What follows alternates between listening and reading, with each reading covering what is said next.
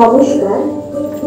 Indraprastha sports and recreation club আয়োজিত শ্রুতি নাটক প্রতিযোগিতায় আমাদের নিবেদন নাটক কর্মখালী। নাট্যকার শ্রী চন্দন সেন, নির্দেশক শ্রী সুপ্রিয় সিনহা, আবহ সৌমিক দাস, অভিনয়ে শ্রাবণী ঘোষ, সিদ্ধার্থ মুখোপাধ্যায়, পলাশ বসু এবং সুপ্রিয় সিনহা। শ্রুতি নাটক কর্মখালী।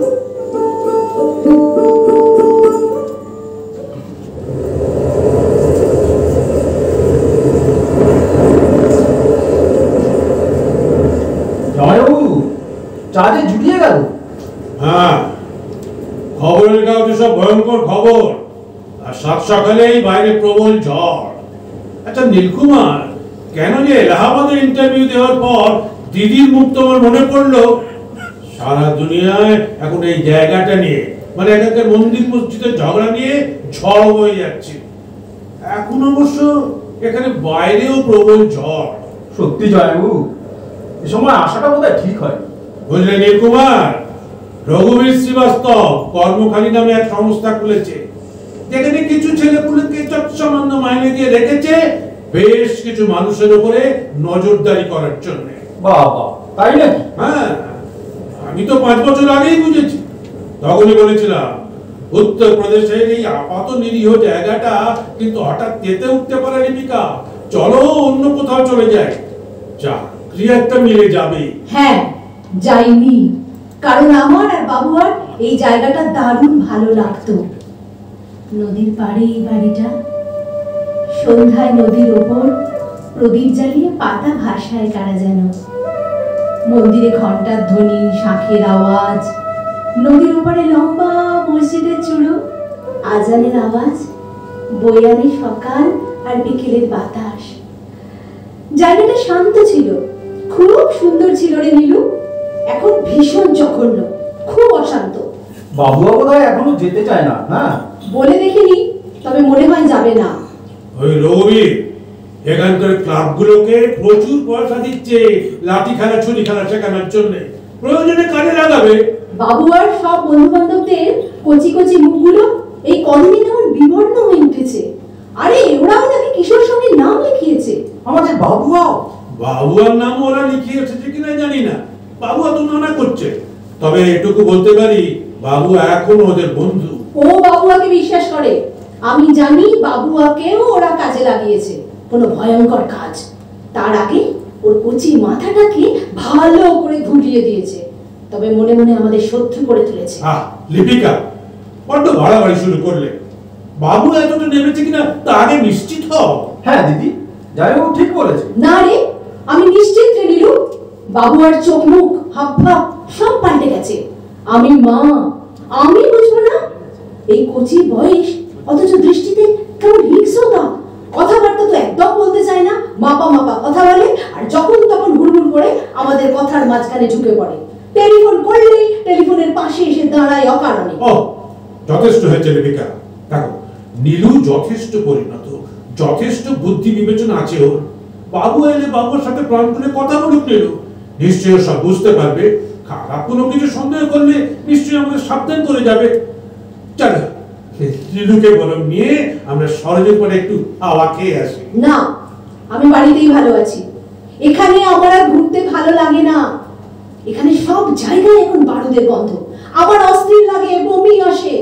মনে হয় যেখানে যাচ্ছি অনেকগুলো চোখ আমাদের পেছনে ঘুরছে। না রে দিদি, আমি কালই চলে যাব। যাই, আমি ভিতরে যাই, একটু রেডিও শুনবো। কাল সকালে বাস ট্রেন ঠিক মতো চলবে কিনা ঠিক নেই, খবরটা শুনে দেখি কি বলে। ও হ্যাঁ, ভালো কথা, বাবু আর ফিরতে আর কতক্ষণ? এই 10 মিনিটের মধ্যেই তো ফেরার কথা। পাড়ার মোড়ে হনুমান মন্দিরটার পাশেই প্রফেসর শর্মার বাড়িতে পড়তে যায়। পড়ে যায় আর 8:30টার মধ্যে ফিরে আসে। ঠিক আছে, আমি খবরটা শুনেই ওকে এসকর্ট করে নিয়ে আসছি। হাজার হোক ক্লাস 10-এ পড়া ভদ্রলোক হয়েছে এখন। হ্যাঁ, আমি ভাবছি লিপিকা, কি ভয়ঙ্কর সাহস, কি সততা, অসংকোচে দেখাচ্ছে এই লোকগুলো। আমাদের উপরে কি সন্দেহ ওদের। এই 15-20 বছরের চাকরি, চারিদিকে এত ছাত্রছাত্রী, এখানে এত মানুষের সঙ্গে এত দিনের চেনাচুন, এসবের জন্য আমাদের সোজাসুজি হয়তো ভয় দেখাতে পারছে না, তাড়াতেও পারছে না। মাঝে মাঝে ওরা পরখ করে দেখছে আমাদের সাহস কতটা, পরখ করছে ওদের আমরা কতটা ভয় পাই। তুমি সত্যি বলছি, এখন আমি কিন্তু খুবই ভয় পাই গো। আগে তো একদম পেতাম না। তুমি তো জানো, বলো, সহজে ভয় পাওয়ার মেয়ে আমি নই। হ্যাঁ, ছুটন্ত বাস থামিয়ে তুমি একা ভিড়ের মধ্যে থেকে পকেট মার ধরেছিলে দৌড়ে গিয়ে। সেই আমি বলছি, এই কদিনের ঘটনায় তোমার চাইতেও আমি অনেক বেশি ভয় পেয়েছি। দেখছো না, দেখছো না, আমি সবাইকে সন্দেহ করছি, হয়তো আতঙ্কে একেবারে যুক্তিহীনভাবেই সন্দেহ করছি, রোগগ্রস্ত হয়ে গেছি। দেখো, ভয় যে আমিও পাইনি তা নয়, তবে যত ভয় পাবে তত যুক্তিহীন সন্দেহ আর আতঙ্ক চেপে বসবে মনের মধ্যে। মসজিদ ভাঙার তুমুল উত্তেজনার অ্যাডভেঞ্চারে আমরাই সচেতন ব্যতিক্রম। প্রতিবাদ করার সাহস নেই, কিন্তু ঘরে বসে এইটুকু বলার সাহস এখনো আছে যে আমি এখানে কোপ্তা কাবাব না দিই কিনা এটা যেমন আমার একান্ত ব্যাপার, ওদের এই হুজুগ আর উত্তেজনায় পা মেলাবো কিনা তাও আমাদের একান্ত ব্যাপার। আস্তে আস্তে কথা বলো। দেখো, ওরা চাঁদা চেয়েছিল 500 টাকা, 100 টাকা দিয়েছি। তুমি বললে না দিলেই ভালো হতো। আশা করি এবার বুঝেছো, একেবারে না দিলে ওদের অসভ্যতাটা কোথায় গিয়ে পৌঁছতো। কে কে ওখানে? আরে বাবা, আমি বলতে এসেছিলাম কাল সকালে আমার যাওয়া হচ্ছে না, বিকেল 4টে বাস ধরতে হবে, বেলা 2টো পর্যন্ত বাস চলবে না, বাস বন্ধ। রেডিওতে তো তাই বলল, খবরটা শুনে দিতে আসছিলাম। কিন্তু ঢুকবার মুখেই থমকে গেলাম। বাবা, কি উত্তেজনাকর দাম্পত্য সংলাপ। চলি, বাবুকে দেখে আসি, মানে রাস্তা থেকে নিয়ে আসি। হ্যাঁ, ছাতাটা নিয়ে যাও নীলু। ঠিক আছে। দেখো, আমি কিন্তু সন্দেহ করছি। হেসো না, নিজেরই ভাই, তবু সত্যি বলছি, আমার কেমন যেন মনে হচ্ছে নীলুও কোনো ট্র্যাপে পড়ে গেছে। হয়তো এলাহাবাদ থেকে এখানে ওকে আনা হয়েছে গোপন কোনো একটা উদ্দেশ্য নিয়ে। নইলে এই সময় দেখলে না, একটা অজুহাত তুলে বাইরে চলে গেল নির্দ্বিধায়। আবার হাসছো। এবার তুমি সত্যি পাগলামো করছো লিপিকা। আরে, 2 দিনের জন্য বেড়াতে এসে এমন জঘন্য কাজে স্বেচ্ছায় জড়িয়ে পড়বে। গল্পের গরুকে আর কত উঁচু গাছের ডালে তুলবে। গল্পের গরু? তুমি জানো না, তুমি কেমিস্ট্রির লোক, সাইকোলজি কোনোদিনই তোমার পাঠ্য ছিল না। দেখো, চাকরির জন্য এই সময়ে এইভাবে কেউ এলাহাবাদ চলে আসতে পারে বুড়ো মা বাবাকে ফেলে? লিপিকা, বেশ বোঝা যাচ্ছে তুমি ভীষণ আতঙ্কে যুক্তি হারিয়ে ফেলেছো। বাবুয়ার মতো নীলুর উপরে অবিচার করছো। হয়তো তাই, তবে নীলুর হাবভাব আমার কেমন যেন লাগছে। আমি খুবই হতভাগা। তোমার সন্দেহের তালিকায় আমি স্পষ্ট বুঝতে পারছি এবার আমার নাম উঠবে। মনের এই অবস্থায় রসিকতা আমার ভালো লাগছে না। তুমি না বাবুয়ার ব্যাপারটাও খুব হালকাভাবে নিচ্ছ, লক্ষ্য করছি। কে গো? কলিং বেল না টিপে কড়া নাড়ছে কেন?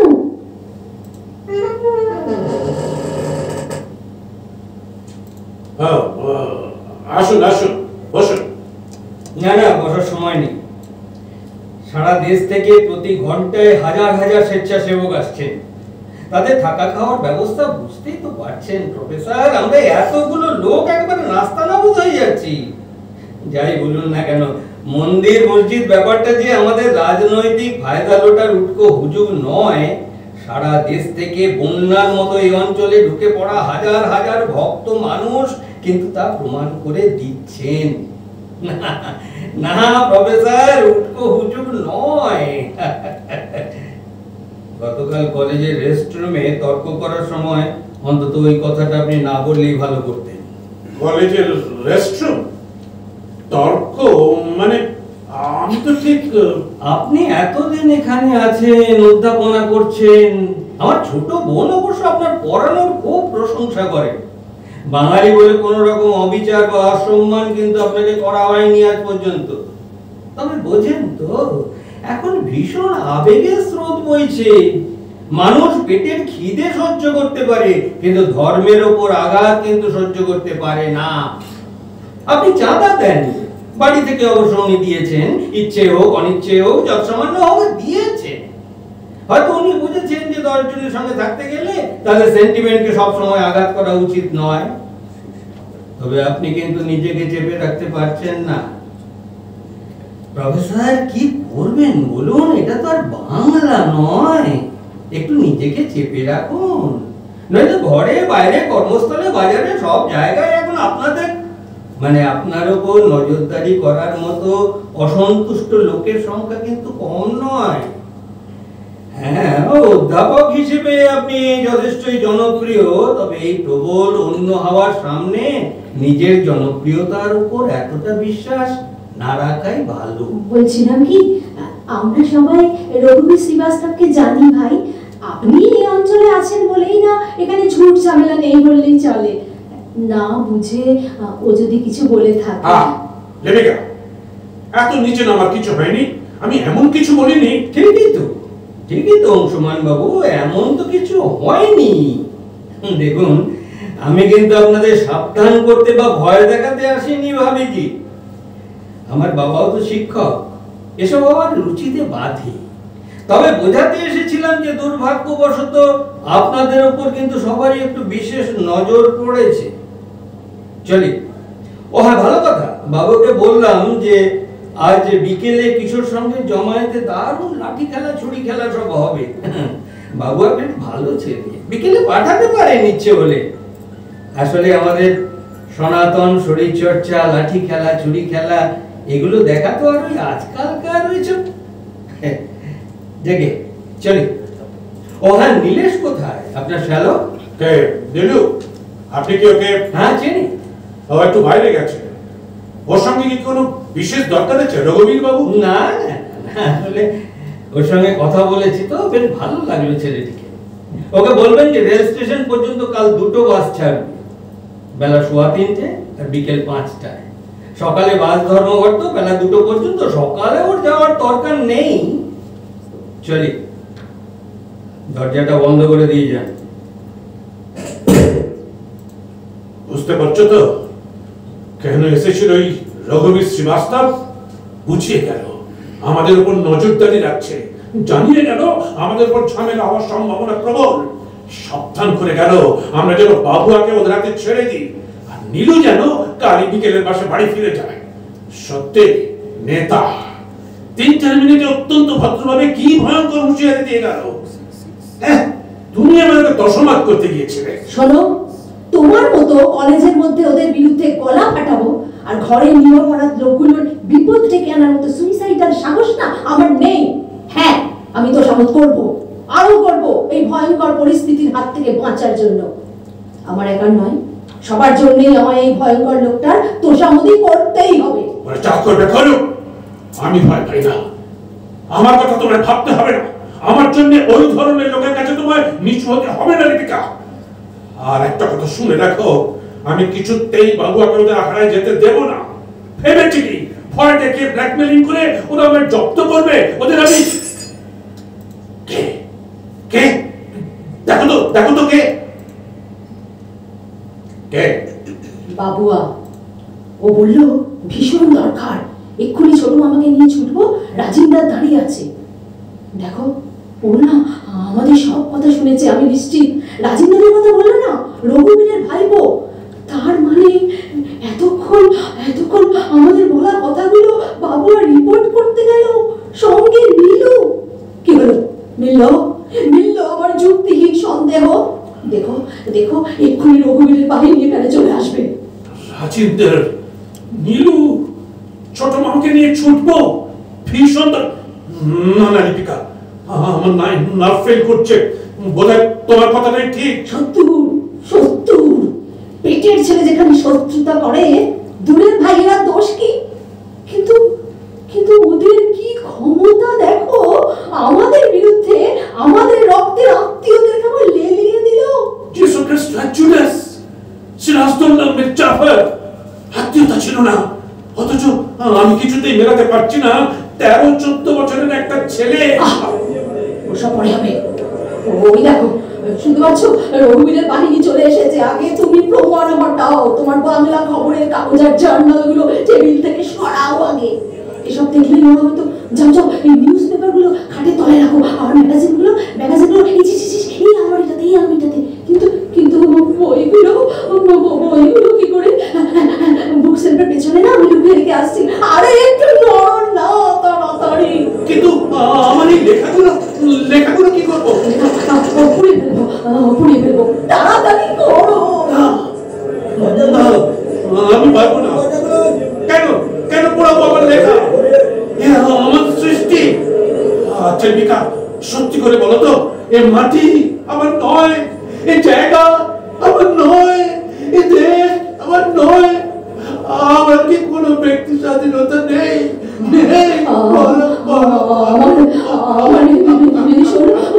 ভয় করছে গো, আমি যে আর পারছি না, আমি আর সত্যি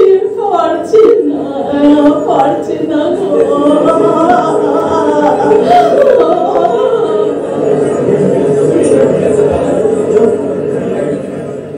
জামাইবাবু, ও জামাইবাবু, জামাইবাবু কি হলো? বলো। আরে আপনার চা যে জুড়িয়ে গেল, ঘুমের মধ্যে কি বিড়বিড় করছেন? লীলু, একটা ভয়ঙ্কর স্বপ্ন দেখলাম। ঘটনাটা পুরনো কিন্তু ভয়ঙ্কর। স্বপ্নের মধ্যেও কি কান্নার দৃশ্য ছিল? হ্যাঁ, চোখ দিয়ে তো টপ টপ করে জল পড়ছে।